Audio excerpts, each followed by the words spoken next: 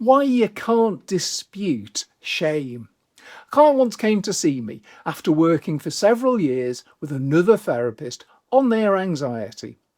Every so often, they'd say something like, "I just feel bad about myself."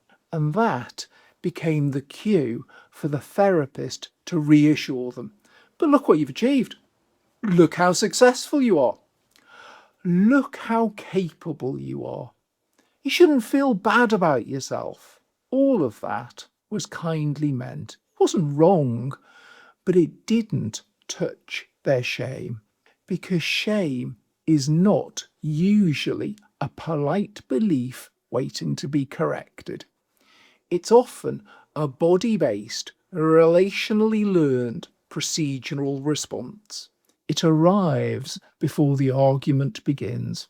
Chest drops, throat tightens, face burns, stomach turns, body folds inward, and the old verdict arrives. I'm bad. I'm exposed. I'm too much. I'm not enough. I don't belong. You can offer all the evidence in the world that the person is intelligent, successful, loved, competent, or good. But if the shame state is active, the body may not receive the evidence, because the body isn't asking for a debate. It's asking, am I safe enough to feel this? Will I be humiliated again? Will someone stay with me? Can this be held without collapse? Early in our work, we named the shame, not as the truth, as a state, as something learned, as something that made sense. Then, when it arose, we slowed down, feet on the floor, chair holding your body, hand placed where the shame is felt, breath, contact, no argument, no proving, no rushing to make it disappear. Just, this is shame. It is here, and we can stay with it. Sometimes, as the feeling was held, childhood memories came, moments of being shamed, exposed, mocked, made wrong, made small, not because we went hunting for stories, but because their body began to reveal what the argument had been covering over. And we stayed with what emerged at the pace their system could tolerate. Over time, something changed.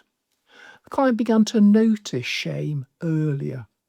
They could feel it without immediately becoming it. They could soothe it, name it, stay present, let it rise and fall. Gradually, their shame softened, its duration shortened, its authority weakened. A new procedure began to install. When shame rises, I don't have to collapse. I don't have to attack myself. I don't have to prove my worth. I can feel this state, support my body, stay in relationship, and let it pass. That's very different from disputing shame. It's shame being met, held, and relearned. So in therapy, I'd be cautious when the client says, "I know it doesn't make sense, but I feel bad."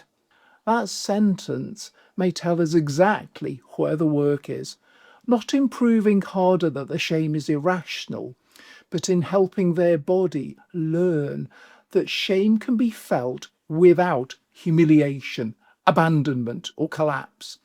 Insight may name the shame, evidence may challenge the shame, but safety, relationship, and repeated embodied experience are often what help shame change. Because shame is not just an idea, it is a state, and states need more than arguments. They need to be held differently.